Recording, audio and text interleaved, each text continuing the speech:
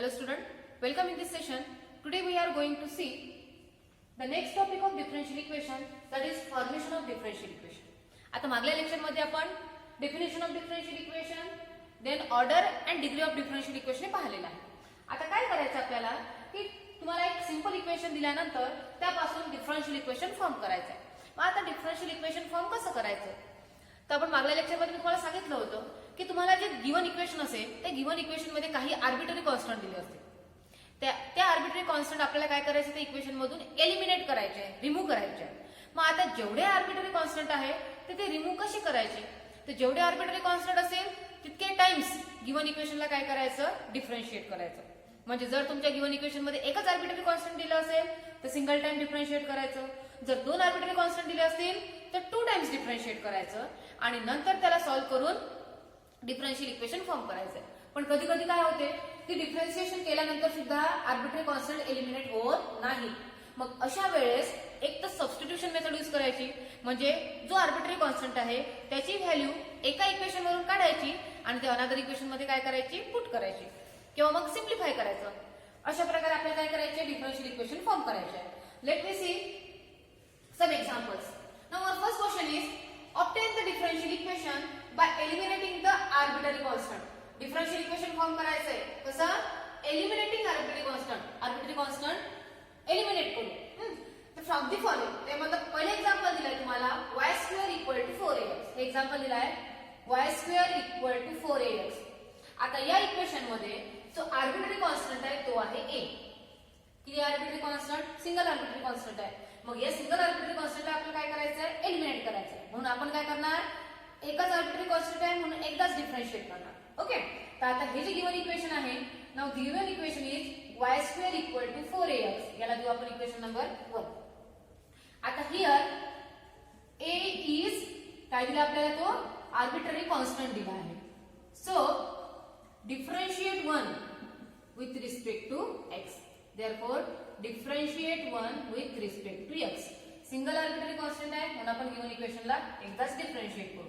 करा differentiate y² ddx of y² is equal to ddx of 4ax. Okay, आता y² ला जर differentiate केलं तर y² चा डेरिव्हेटिव्ह येते 2y into y चा derivative dy by 2y into dy by dx. चला हा is equal to ddx of 4ax आहे, तर 4a कॉन्स्टंट आहे, 4a ला बाहेर काढा आणि ddx of x किती येणार आहे, 1. म्हणजे काय व्हॅल्यू आली, 2y dy by dx is equal to 4a. आता बघा, गिवन इक्वेशनला डिफरन्शिएट केल्यानंतर आपल्याला काय करायचं असते, आर्बिट्ररी कॉन्स्टंट एलिमिनेट करायचं असते. पण इथे आर्बिट्ररी कॉन्स्टंट एलिमिनेट झाला नाही. उलट याची जी व्हॅल्यू आहे 4a ची ती किती आली, 2y dy by dx. मग आता आपण याला देऊ इक्वेशन नंबर 2. काय सांगितलं तुम्ही, तुम्हाला जर आर्बिट्ररी कॉन्स्टंट एलिमिनेट होत नसेल तर त्याची व्हॅल्यू आपण गिवन इक्वेशन मध्ये पुट करू शकतो का. ते इथे बघा 4a ची व्हॅल्यू किती आली आपली, 2y dy by dx. आणि गिवन इक्वेशन मध्ये इथे सुद्धा 4a आहे. म्हणजे आपण ही 4a ची व्हॅल्यू गिवन इक्वेशन 1 मध्ये काय करू शकतो, पुट करू शकतो. म्हणजे काय करावं लागेल आपल्याला, using equation 2 in equation 1. Equation 2 चा यूज आपल्याला इक्वेशन 1 मध्ये करायचा आहे. देन वी गेट, काय मिळणार आहे आपल्याला, y² is equal to, या 4a ची व्हॅल्यू काय ठेवणार आपण, 2y dy by dx. 2y dy by dx आणि इंटू काय दिलेला आहे हा x. यालाच लिहिता येणार, दिस imply y² is equal to 2, हा x मी समोर घेते, 2xy dy by dx. आणि काय करायचं, जनरली जे डिफरन्शियल इक्वेशन आपण फॉर्म करतो ते इक्वल टू 0 च्या फॉर्म मध्ये करायचं. मग इक्वल टू 0 च्या फॉर्म मध्ये करण्यासाठी काय करावं लागेल, एक तर y² या साईडला शिफ्ट करावं लागेल किंवा ही जी टर्म आहे dy by dx ती या साईडला शिफ्ट करावं लागेल. तर आपण काय करणार, या y² ला या साईडला शिफ्ट करू. तर काय येईल, 2xy dy by dx minus y² is equal to 0. Okay, आता इथे तुम्ही y ने सुद्धा डिवाइड करू शकता. y ने जर होल इक्वेशनला डिवाइड जर केलं तर तुमचं इक्वेशन असं होईल, 2x dy by dx minus y is equal to 0. आणि एक y इथे पण काय होते, कॅन्सल होते. अशा प्रकारे हे फर्स्ट इक्वेशन आलं आहे तुमचं, 2x dy by dx is minus y is equal to 0. This is the required differential equation. हे झालं आपलं एक्झाम्पल नंबर 1. लक्षात फक्त एवढं ठेवायचं आहे की आर्बिट्ररी कॉन्स्टंट कोणता आहे हे आयडेंटिफाय करायचं. मग तो आर्बिट्ररी कॉन्स्टंट आपल्याला एलिमिनेट करायचा आहे. म्हणून आपण गिव्हन इक्वेशनला काय करणार आहोत, डिफरन्शिएट करणार आहोत. सिंगल आर्बिट्ररी कॉन्स्टंट आहे म्हणून एकदा डिफरन्शिएशन करू हा. आणि ते डिफरन्शिएशन केल्यानंतर डेरिव्हेटिव्ह घेतल्यानंतर जो फॉर्म आलेला आहे तो ऑब्झर्व करायचा. जर आर्बिट्ररी कॉन्स्टंट एलिमिनेट झाला तर ठीक, आणि जर नसेल झाला तर त्याची व्हॅल्यू गिव्हन इक्वेशन मध्ये काय करायची, पुट करायची. हीच मेथड आपण एक्झाम्पल फर्स्ट मध्ये यूज केली. ओके, नाउ एक्झाम्पल सेकंड बघूया. आता जे सेकंड एक्झाम्पल दिलाय तुम्हाला, सेकंड इक्वेशन एक्झाम्पल आहे y is equal to a e to the power 3x plus b e to the power minus 3x. इथे सेकंड एक्झाम्पल घेतलेलं आपण. y is equal to a e to the power 3x plus b e to the power minus 3x. Okay, आता given equation काय दिलंय तुम्हाला,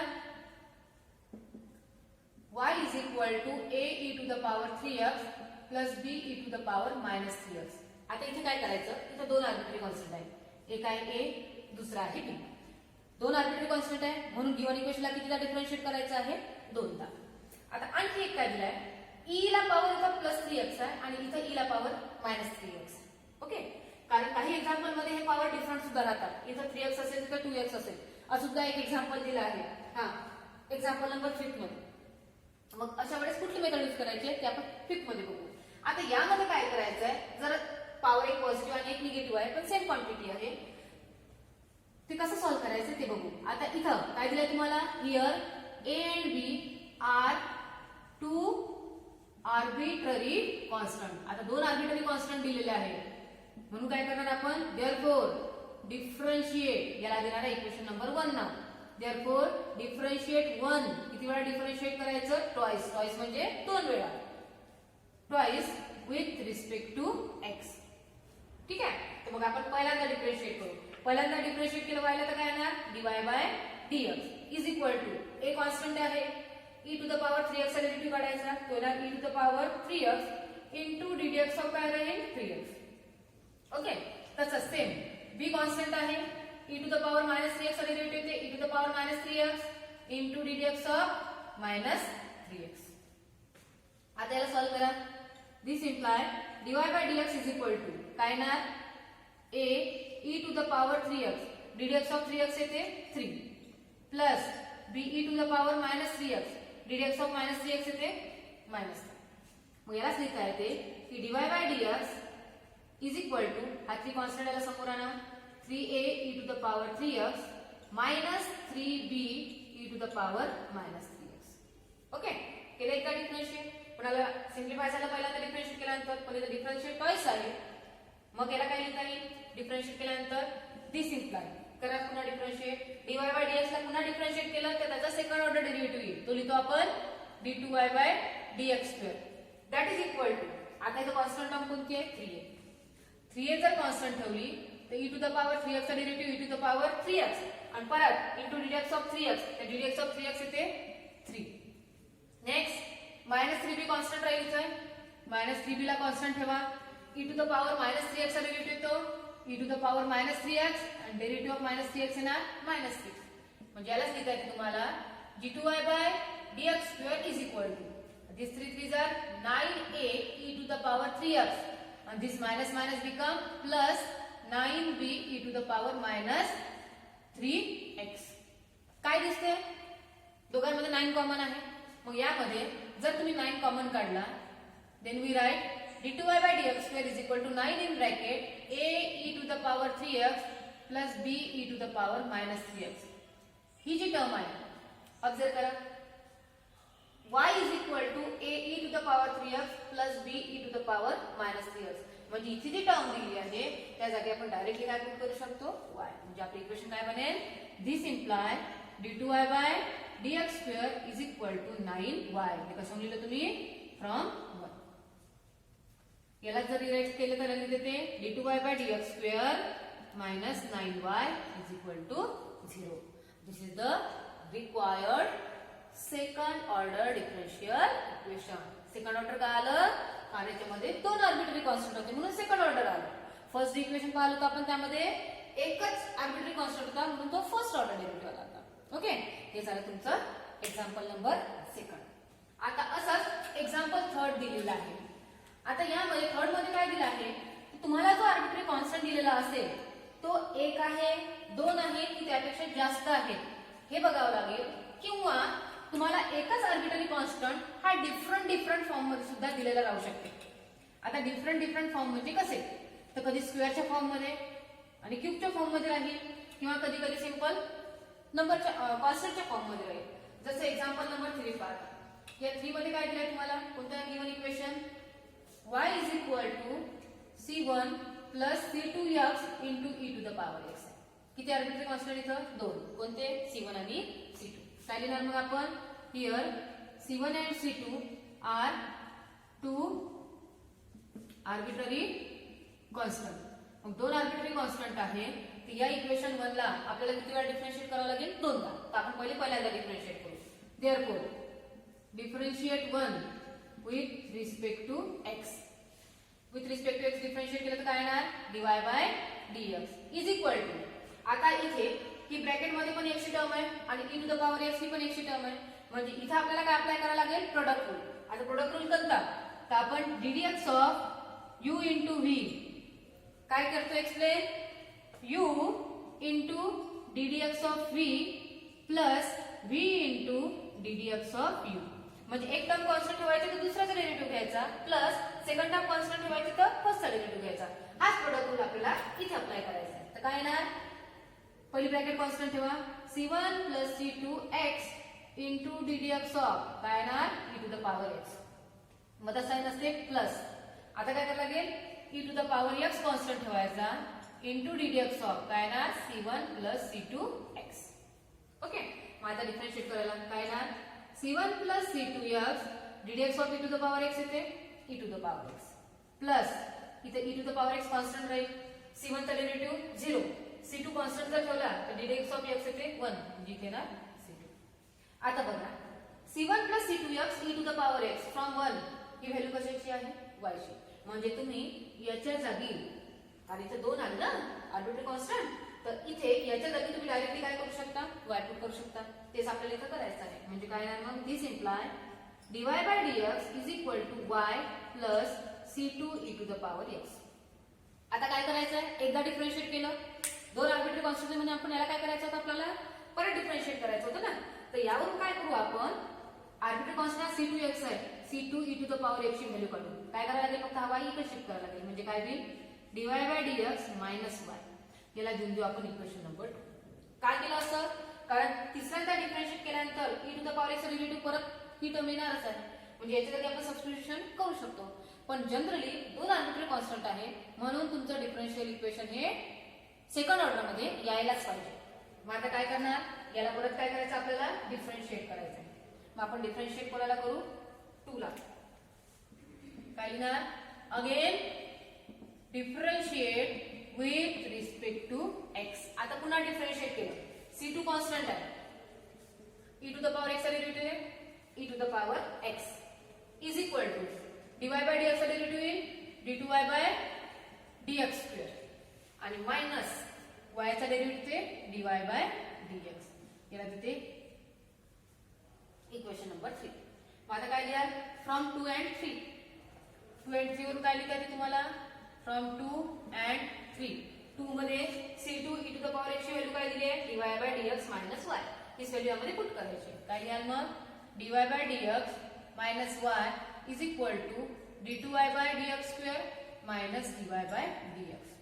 आपण काय करणार, ह्या ज्या टर्म आहेत त्याला इकडे शिफ्ट करू. म्हणजे आपलं d2y by dx square इथे दिलाय minus dy by dx, आणि हा प्लस dy by dx इकडे शिफ्ट केला तर मायनस dy by dx, आणि हा मायनस y होईल plus y is equal to 0. याला जर डिवाइड केलं तर आपलं इक्वेशन येते d2y by dx square minus 2dy by dx plus y is equal to 0. This is the required second order differential equation. हे झालं तुमचा क्वेश्चन नंबर 3. ठीक आहे, म्हणजे अशा प्रकारे क्वेश्चन नंबर 3 सॉल्व्ह झाला. आता जो क्वेश्चन नंबर 4 दिला आहे त्यामध्ये दिला आहे y is equal to c square plus c by x. c square आहे, मग आता c square plus c by x arbitrary constant किती आहे, वेगवेगळे आर्बिट्ररी कॉन्स्टंट येतात का? एक दिसून राहिला सी आणि दुसरा दिसत आहे सी स्क्वेअर. तर यामध्ये आर्बिट्ररी कॉन्स्टंट डिफरंट नसून एकच आहे, फक्त तोच आर्बिट्ररी कॉन्स्टंट तुम्हाला स्क्वेअर फॉर्म मध्ये दिलेला आहे, दुसरं वेगळं काही दिलेलं नाही. आर्बिट्ररी कॉन्स्टंट सेम आहे पण स्क्वेअर फॉर्म मध्ये दिलेलं आहे. तर आपला क्वेश्चन नंबर जो 4 आहे त्यामध्ये गिव्हन इक्वेशन कोणतं आहे आपलं? y is equal to c square plus c by x. Arbitrary constant किती इथं एकच आहे, तो कोणता? c, फक्त तो डिफरंट फॉर्म मध्ये दिलेला आहे. म्हणून आपण इथं काय लिहिणार? Here c is the arbitrary constant which is eliminated. मग एकच आर्बिट्ररी कॉन्स्टंट आहे म्हणून आपण या इक्वेशन 1 ला एकदाच डिफरन्शिएट करू. So differentiate 1 with respect to x. आता याला डिफरन्शिएट केलं तर काय याचा derivative? dy by dx is equal to c square constant आहे, त्याचा डेरिव्हेटिव्ह 0 येणार, प्लस c कॉन्स्टंट आहे आणि 1 by x आहे, तर 1 by x चा डेरिव्हेटिव्ह येते -1 upon x square. Final derivative -1 upon x square. म्हणजे यालाच लिहिता येते dy by dx is equal to -c upon x square. आता इथं आर्बिट्ररी कॉन्स्टंट एलिमेंट झाला का? नाही. मग काय करणार आपण?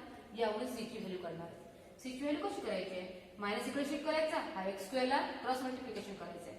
म्हणजे this imply c is equal to -x square dy by dx.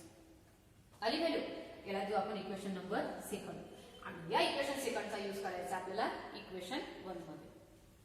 Using equation 2 in equation 1, then equation 1 becomes काय बनेल? इक्वेशन 1 पहा, y is equal to c square आहे, c ची व्हॅल्यू आहे -x square dy by dx whole bracket square आहे, plus c म्हणजे -x square dy by dx आणि into किती येणार? 1 by x, कारण c by x आहे ना, c ची व्हॅल्यू आपण ही पुट केली आणि त्याला मल्टिप्लाय किती करावं लागेल आपल्याला? 1 by x. मग आता बघा, y इज इक्वल टू निगेटिव्हचा स्क्वेअर पॉझिटिव्ह येते, x स्क्वेअर चा स्क्वेअर येणार x to the power 4 into dy by dx whole square plus into minus minus इथे काय होणार? एक x कॅन्सल होईल, म्हणजे काय मिळेल? x into dy by dx. मग याला जर रिराईट केलं इक्वेशन काय मिळेल तुमचं? x to the power 4 into dy by dx whole bracket square minus x dy by dx हा प्लस y इकडे शिफ्ट केलं काय होते? -y is equal to 0. Question number 4 आहे तुमचं x to the power 4 dy by dx whole bracket square minus x dy by dx minus y equal to 0. This is required differential equation. इथे second order मध्ये नाहीये, first ऑर्डरच आहे, फक्त dy by dx whole square आहे. First order मध्ये काय आलं? कारण एकच आर्बिट्ररी कॉन्स्टंट आपल्याला दिलेला आहे. ओके, आता हा झाला तुमचा 4th नंबरचा question. Now next is question number 5. Question number 5 दिलेला आहे. तुम्हाला मी सांगितलं होतं जेव्हा आपण सेकंड नंबरचा क्वेश्चन सॉल्व्ह केलेला आहे, सेकंड आणि फिफ्थला जर तुम्ही ऑब्झर्व केलं तर काय फरक दिसते की यामध्ये सेकंड क्वेश्चन मध्ये जे एक्सपोनेन्शियल टर्म आहे त्याला पॉवर कॉन्जुगेट टर्म होते, म्हणजे एकामध्ये +3x आहे तर दुसऱ्यामध्ये -3x आहे. पण फिफ्थ क्वेश्चन मध्ये तसं नाहीये. फिफ्थ क्वेश्चन मध्ये एकामध्ये power e to the power 3x आहे तर सेकंड मध्ये e to the power 2x आहे, डिफरंट पॉवर आहे. मग काय करायचं? फिफ्थ मध्ये काय करणार आपण आता? गिव्हन इक्वेशन इज काय दिलं? Given equation y is equal to c1 e to the power 3x plus c2 e to the power 2x. हे झालं इक्वेशन नंबर 1. तर आपल्याला याच्यामध्ये आर्बिट्ररी कॉन्स्टंट एलिमिनेट करायचे आहे आणि आर्बिट्ररी कॉन्स्टंट किती दिले? इथे दोन, एक c1 आणि दुसरा c2. So here c1 and c2 are two arbitrary constant which is eliminated. Okay, so differentiate equation 1 twice. याला दोन वेळा डिफरन्शिएट करायचे. तर आपण पहिल्यांदा डिफरन्शिएट करू. Differentiate 1 with respect to x. x ने डिफरन्शिएट केलं तर काय होणार? dy by dx is equal to c1 constant आहे, e to the power 3x derivative e to the power 3x into काय येणार? ddx of 3x plus c2 e to the power 2x derivative e to the power 2x into काय येणार? ddx of 2x. मग आता इथेच याला relate करता येतं की dy by dx is equal to 3x derivative काय येणार? 3.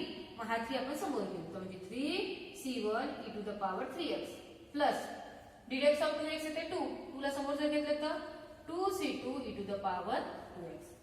आता सेकंड ऑर्डर म्हणजे आपण डिफरन्शिएट करून सुद्धा काय होऊन राहिला, आर्बिट्ररी कॉन्स्टंट एलिमिनेट झाले नाही.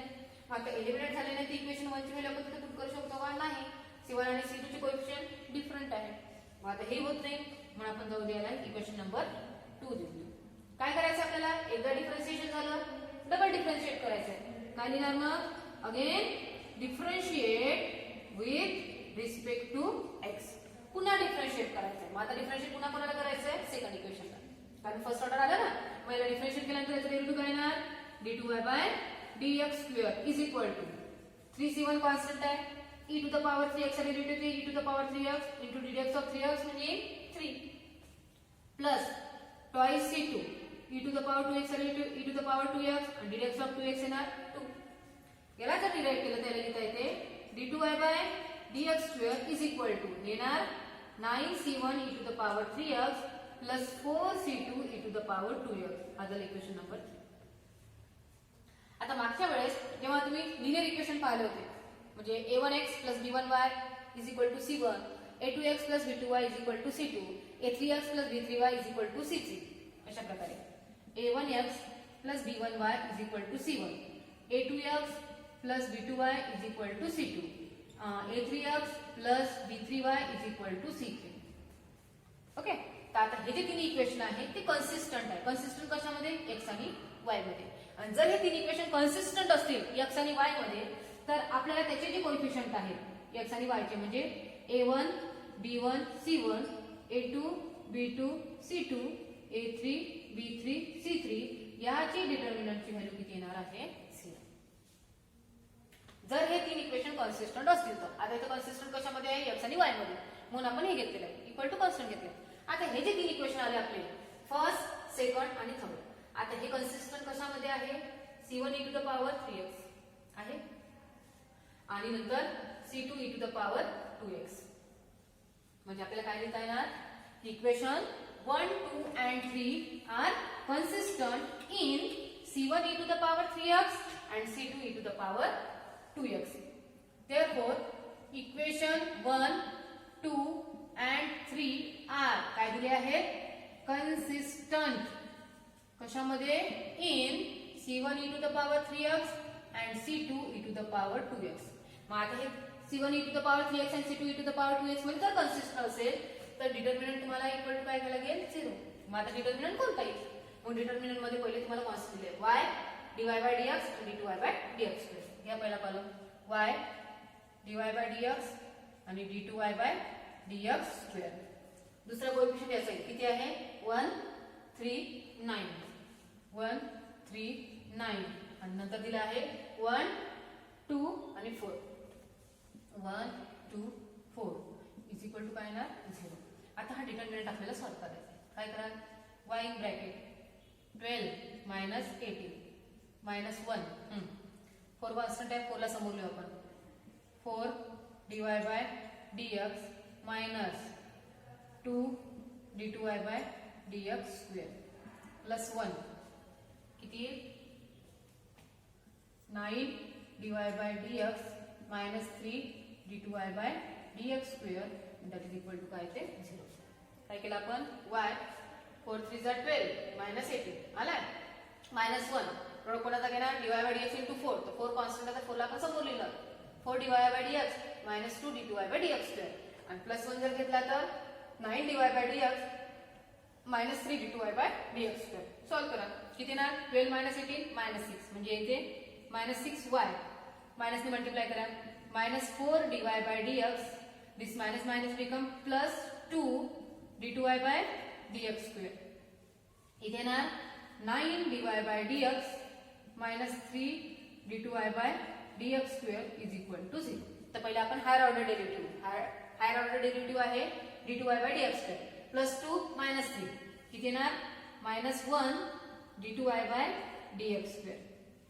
Then minus 4 dy by dx plus 9 dy by dx येणार प्लस 5 dy बाय dx आणि then minus 6y is equal to 0. आता याला मायनस 1 ने जर मल्टिप्लाय केलं, साइन चेंज करा, त्याला रिराइट करता येते d2y by dx square minus 5 dy by dx plus 6y is equal to 0. This is the required differential equation. आता सेकंड ऑर्डर डिफरन्शियल इक्वेशन, कारण तो आर्बिट्ररी कॉन्स्टंट आहे. अशा प्रकारे हे काही एक्झाम्पल्स आहे आपण सॉल्व्ह केले. आता याच्यामध्ये तुम्हाला सरळ सरळ आर्बिट्ररी कॉन्स्टंट एलिमिनेट करून एक्झाम्पल सॉल्व्ह करा म्हटलंय, पण काही काही ठिकाणी तुम्हाला वर्ड प्रॉब्लेम दिले आहे आणि ते वर्ड प्रॉब्लेम मध्ये सॉल्व्ह कसे करायचे, तर गिवन कंडिशन काय आहे, गिवन कंडिशन नुसार काय करायचं आहे, इक्वेशन फॉर्म करायचं आहे. ते क्वेश्चन दिलाय तुम्हाला डीके ऑफ मासचा with respect to time. Decay of mass with respect to time ते एक्झाम्पल घेऊ आपण. एक एक्झाम्पल नंबर सेकंड, क्वेश्चन वाचते मी. The rate of decay of mass of a radioactive substance at any time is k times its mass at that time. Form the differential equation. काय म्हटलं आहे, rate of decay of mass of radioactive substance with respect to time. Question आहे आपला, the rate of decay of mass of a radioactive substance any time is k times its mass. हे condition दिली आहे तुम्हाला आणि या condition वरून तुम्हाला काय करायचं आहे, डिफरन्शियल इक्वेशन फॉर्म करायचं आहे. आता पहा, रेट ऑफ डिके ऑफ मास म्हटलेलं आहे, आपल्याला मास माहिती आहे का, नाही, म्हणून आपण काय करणार की let m be the mass of a radioactive substance. त्या रेडिओ ऍक्टिव्ह सबस्टन्सचा आपण m हे मास घेतलेला आहे.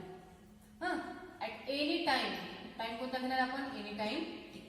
आता कंडिशन काय दिली आहे, rate of decay of mass with respect to time t. मग rate of change of mass with respect to time t त्याला लिहिता येते dm अपॉन dt. इज म्हणजे काय करणार आपण, equal to k times its mass म्हणजे k टाइम्स मास म्हणजे equal to k. Differential form first order derivative आहे मासचा with respect to time t, म्हणजे झालं तुमचं गिवन डिफरन्शियल इक्वेशन. आता पण इज इक्वल टू डायरेक्ट तुम्ही जसं इक्वेशन फॉर्म करता त्याप्रमाणे गिवन कंडिशन नुसार आपण इक्वेशन फॉर्म केलं, किंवा यालाच हा जो मास आहे विथ रिस्पेक्ट टू टाइम हे प्रपोर्शनल टू मास सुद्धा घेऊ शकता. हा जो प्रपोर्शनलचा आहे हे प्रपोर्शनलचं जर साइन काढलं is equal to some constant k घेतला into m where k is any scalar. म्हणजे अशा प्रकारे सुद्धा आपल्याला जर वर्ड प्रॉब्लेम दिली असेल तर ही आपल्याला डिफरन्शियल इक्वेशन फॉर्म करता येतात.